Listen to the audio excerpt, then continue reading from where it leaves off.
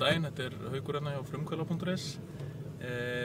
Ég ákvað að hafa þetta viðtal með þessu öðruvísi sniði. Ég sit hérna í bíl með henni Katrínu Silvíu og hún með fyrirtæki Kasi. Og Kasi komið í topp 10 í gullleikinu og ég ákvað að trufla hana við aksturinn, þar sem við sittum nú í bíl, og fá hana til að segja okkur aðeins frá hvað hún að gera. Þannig að Katrín, ég ætla að byrja á því að óska þér til hamingju með að vera komin í topp 10. Já, þakka kærlega fyrir það. Þú kannski vilt segja okkur aðeins frá hvað Kasi gerir? Herðu, já, ég að fara að koma með sundfatnað fyrir konum í línur og samanstendur 5 litlu flíkur sem konan getur stjórnað eftir hvernig aðstæðum hún í.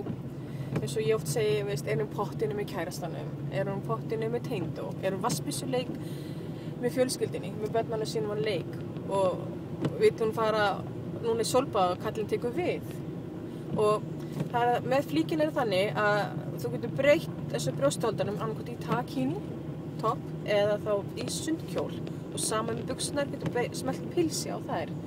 Og það gerir þannig það kleift þessi valmöguleikum að hún getur, eins og ég segi, tók fram áðan með vassbyssuleikinni í sundlaugargarðinum. Hún þá kannski í öllu dressinu og svo tekur kallinn við.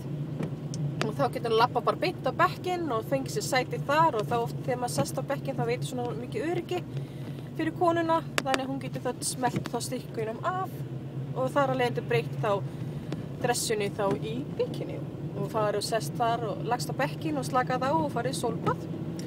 Og svo svona hugmynd með að hún á bekknum og í sólbaði þá þotna þessi stykki og brjósthaldurinn sem hún í og narbúsinn í leiðinni þegar hún í sólbaði og hún vaknaði þá langaði, hún var svo þyrst, hún vill koma að fá þessu góðan svaladrykk.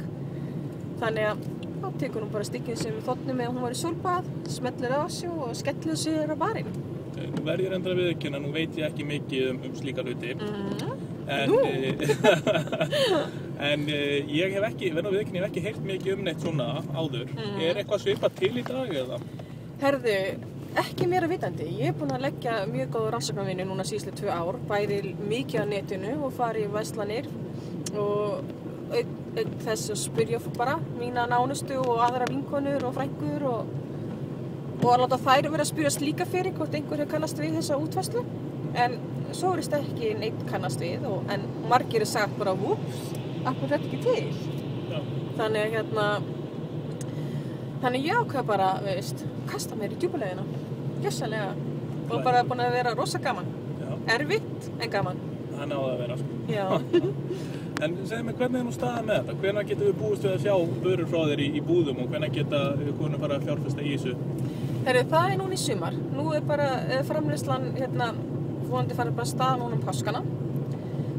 Núna búin að fá fyrstu prototípuna og prototípa 2 á leiðinni. Núna vonandi bara fyrir páska, þannig að framleiðslan getur hafist þá eftir páska og þá svona gert ráð fyrir í júní, miðja júní að varan verði komin á markað hérlendis.